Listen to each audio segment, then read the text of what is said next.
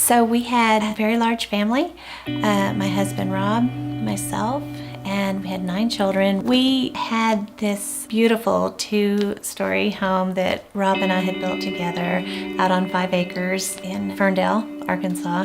We had a small bookstore. It was my perfect, picturesque life. And on April 27, 2014, that dream came to an end.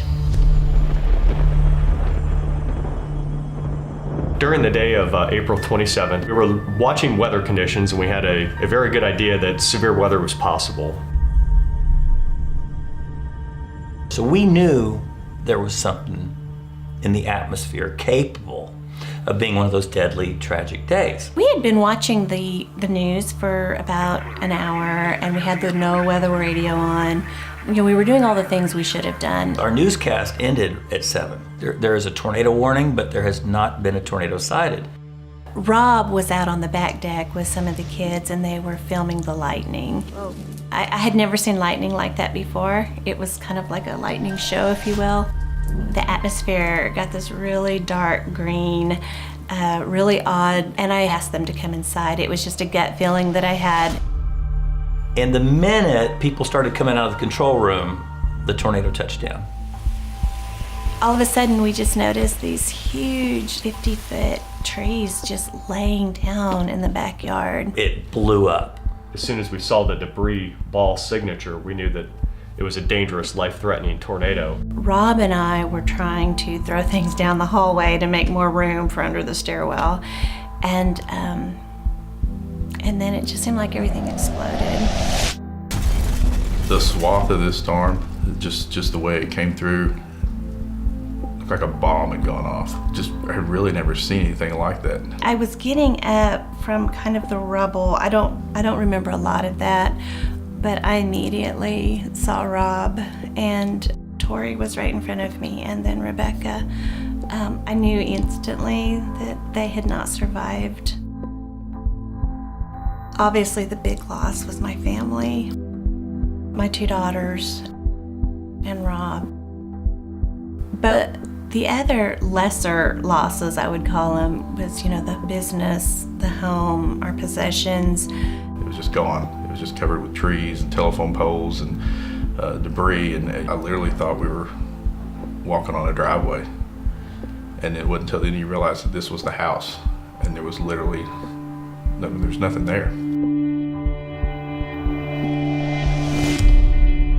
But I found, as I began to walk this, that there was more loss than just those tangible things. There was a loss of dreams, like being able to see my daughters walk down the aisle with their father. Then there was a loss of identity, because for so long I was the big homeschool mom with 9 children. I was a wife.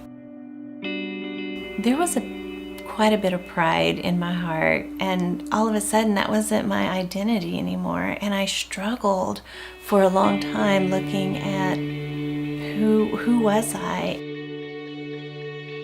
Not only was I suffering with what we had gone through and the loss, I had 7 children who were also this mess. We were just a mess together. There was fussing, fighting that we normally never had before. There was so much I was trying to work out in my own mind and try to understand. I couldn't even answer their questions because I didn't understand it all myself. And I would be tempted to say, God, why? Why? Why us? We tried so hard to walk the way that you would have us to, and I wasn't understanding why he messed that plan up, I felt that trusting him going forward was risky. I never knew what was going to be around the corner next, and that was so scary. It's been a very hard road, but it has been an opportunity to see God's hand work. God is refining us still. He's refining them, he's refining me, and we certainly have not arrived. We are still very much in the refining process. As our family has gone through this trial, we have had numerous people reach out to us and ask for advice, I didn't even know what to say to them. And the more that people came to me, the more I realized we are rubbing shoulders every day with hurting people.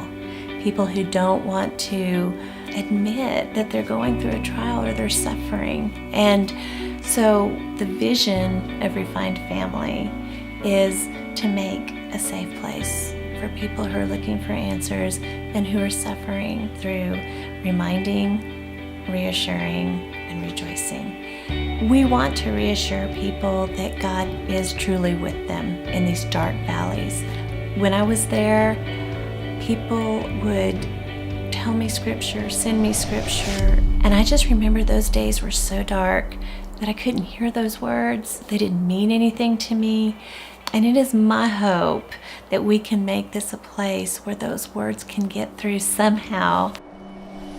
We want them to know that we're with them and that I've been there, and just want to remind them of what God's promises are and the truth of His Word.